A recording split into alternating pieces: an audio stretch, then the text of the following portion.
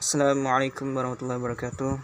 Segala puji hanya milik Allah Subhanahu wa taala yang telah memberikan kita berbagai macam nikmat sehingga kita dapat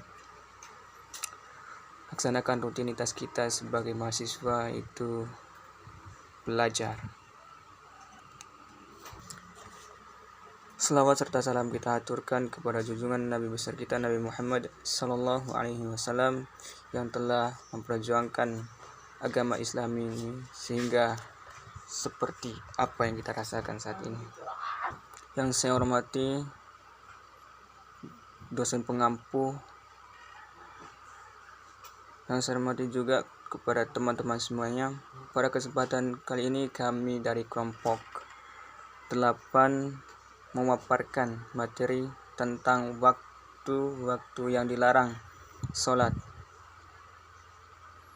Uqbah bin Amir radhiyallahu anhu berkata, Rasulullah SAW bersabda, artinya ada 3 waktu di mana Nabi SAW melarang kami untuk melaksanakan sholat di 3 waktu atau menguburkan jenazah kami pada waktu itu, yaitu ketika matahari terbit sampai tinggi, ketika seseorang berdiri di tengah hari saat matahari berada di tinggi di tengah langit, atau tidak ada bayangan di timur dan di barat, sampai matahari tergelincir, dan ketika matahari miring hendak tenggelam sampai benar-benar tenggelam. Hadis riwayat Muslim, halaman 1373. Dalam hadis ini dapat dipahami bahwa ada 3 waktu yang dilarang bagi kita untuk melaksanakan sholat, yaitu 1. Ketika matahari terbit sampai tinggi. 2. Saat matahari di tengah langit, ketika tidak ada bayangan benda di timur dan di barat. Dan 3. Ketika matahari hendak tenggelam sampai benar-benar tenggelam. Dalam hadis Abu Sa'id Al-Khudri ada tambahan 2 waktu sehingga menjadi 5, yaitu yang keempat setelah sholat subuh sampai matahari tinggi, dan yang kelima setelah sholat asar sampai matahari tenggelam.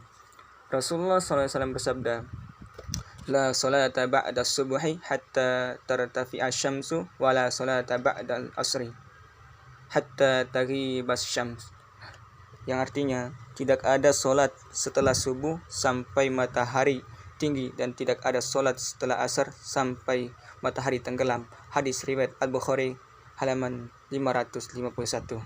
Nabi melarang sholat di tempat tersebut karena seperti yang disebutkan bahwa Amr bin Abbasa mengabarkan tentang pertemuannya dengan Nabi SAW di Madinah. Setelah sebelumnya ia pernah bertemu dengan beliau ketika masih bermukim di Mekah. Saat bertemu di Madinah, Amr bertanya kepada beliau tentang sholat. Lalu beliau memberikan jawaban, kerjakanlah sholat subuh, kemudian tahanlah dari mengerjakan sholat ketika matahari terbit sampai tinggi, karena matahari terbit di antara 2 tanduk setan, dan ketika itu orang-orang kafir sujud kepada matahari. Kemudian sholatlah, karena sholat itu disaksikan dihadiri oleh para malaikat hingga tombak tidak memiliki bayangan. Kemudian tahanlah dari mengerjakan sholat, karena ketika itu neraka jahanam dinyalakan atau dibakar dengan nyala yang sangat. Apabila telah datang bayangan atau yang jatuh ke arah timur saat matahari zawal, sholatlah, karena sholat itu disaksikan dihadiri oleh para malaikat hingga engkau mengerjakan sholat asar. Kemudian tahanlah dari mengerjakan sholat hingga matahari tenggelam, karena matahari tenggelam di antara 2 tanduk setan, dan ketika itu orang-orang kafir sujud kepada matahari. Hadis riwayat Muslim, halaman 1374. Dalam pandangan ahli hukum Islam bahwa sholat-sholat yang dilarang pada waktu itu adalah sholat yang dikerjakan tanpa sebab. Adapun sholat yang dikerjakan karena ada sebab boleh dikerjakan pada waktu-waktu itu, seperti sholat tahiyatul masjid, sujud tilawah dan sujud syukur, sholat id, sholat khusuf, gerhana, sholat jenazah, mengkodok sholat sunnah yang luput dikerjakan, dan lainnya. Hal ini didasarkan pada hadis Ummu Salamah. Innahu atani nasun min abdil qaisi fasaghaluni arraqatainil lataini ba'da zuhur. Artinya, Nabi SAW sholat 2 rakaat setelah asar, dan beliau mengatakan, orang-orang dari Abdul Qais menyibukkan aku dari mengerjakan sholat sunnah 2 rakaat setelah zuhur. Hadis riwayat Al-Bukhari halaman 1157. Yang kedua, masalah kunut dalam sholat. Secara etimologis, kunut artinya taat, berdiri lama, sholat, berdoa, tenang atau diam, dan khusyuk. Sedangkan secara terminologis, kunut adalah berdiri lama dalam sholat untuk membaca ayat Al-Quran dan berdoa sekehendak hati, baik sebelum atau sesudah ruku. Pengertian ini didasarkan pada hadis Nabi SAW. An Jabirin qala Rasulullah sallallahu alaihi wasallam, afdulus salati tulul kunut. Artinya, dari Jabir berkata, Rasulullah sallallahu alaihi wasallam bersabda, salat yang paling utama adalah berdiri lama untuk membaca dan berdoa. Hadis riwayat Muslim, At-Tirmidzi, Ahmad. Kunut dalam pengertian ini sangat dianjurkan oleh agama. Namun demikian, seiringnya dengan perkembangan zaman, pengertian kunut mengalami pergeseran dan penyempitan makna, yaitu berdoa yang dikhususkan saat berdiri sesudah ruku atau i'tidal pada rakaat kedua pada sholat subuh dengan membaca doa kunut. Allahumma hdini fiman hadait, wa afini fiman afait, wa tawallani fiman tawallait, wa barik li fima a'tait, wa kini syarra ma qadait, fa inna taqdi wa la yuqda alaik, innahu la yajillu man walait, tabarakta rabbana wa ta'alait. Sekiranya seperti itu. Hadis riwayat At-Tirmidzi halaman 426, An-Nasa'i 1725, Abu Daud 1214, Ahmad 1625. Kunut dengan pengertian terakhir ini tidak benar karena hadis tentang khusus kunut subuh tidak sah. Atas dasar itu maka tidak boleh diamalkan. Pimpinan Pusat Muhammadiyah Majelis Tarjih halaman 368. Demikian juga kunut yang diamalkan saat sholat witir, baik di bulan Ramadan atau di luar Ramadan, tidak boleh diamalkan karena hadis-hadis tentang hal tersebut semuanya lemah.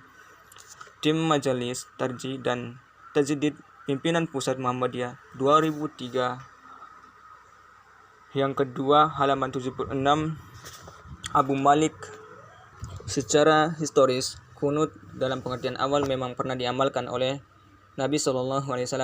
Kunut yang beliau amalkan adalah kunut nazilah, kunut karena ada sebab.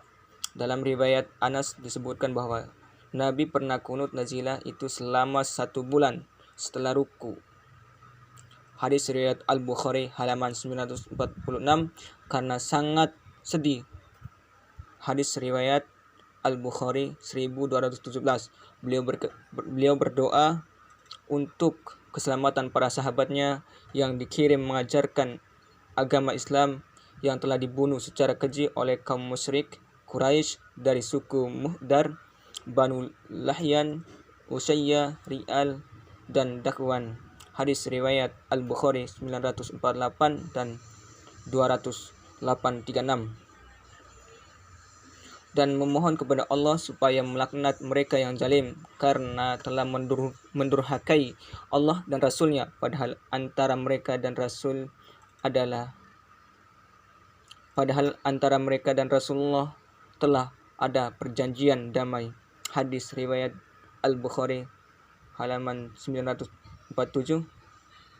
Tetapi setelah turun Al-Quran surat Ali Imran 128, Rasulullah SAW meninggalkannya, tidak pernah kunut lagi. Hadis riwayat Muslim 1083.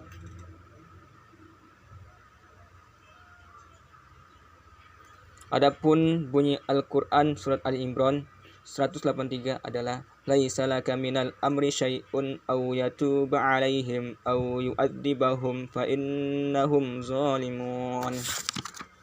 Artinya, tak ada sedikit pun campur tanganmu dalam urusan mereka itu, atau Allah menerima taubat mereka atau mengazab mereka, karena sesungguhnya mereka itu adalah orang-orang yang zalim. Quran surat Ali Imran ayat 128. Atas dasar itu, maka kunut untuk melaknat atau mendoakan kutukan dan permohonan pembalasan sudah dihapus atau mansukh, sehingga tidak berlaku lagi dan tidak boleh diamalkan. Pimpinan Pusat Muhammadiyah Majelis Tarji tentang di halaman 367. Demikian juga kunut secara terus-menerus dalam sholat 5 waktu atau lainnya tidak didasarkan pada dalil yang kuat. Mungkin sekian. Wassalamualaikum warahmatullahi wabarakatuh.